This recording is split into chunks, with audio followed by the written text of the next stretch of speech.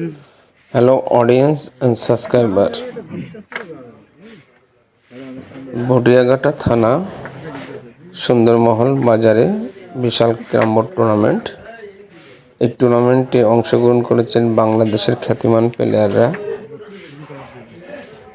এবং সেমিফাইনাল ম্যাচে দুই শক্তিশালী প্রতিদ্বন্দ্বী দল রহমান সাইফুল, আজাদ তুইন। খেলাটা দেখতে থাকুন।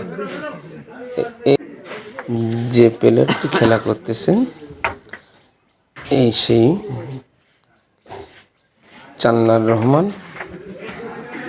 অসাধারণ ক্যারাম বোর্ড খেলে এই রহমান এবং তার ঝুলিতে অগণিত পুরস্কার আছে। এই রহমানের খেলা আপনাদের কেমন লাগে আপনারা কমেন্টের মাধ্যমে জানাবেন। খুবই হার্ডি প্লেয়ার এই রহমান।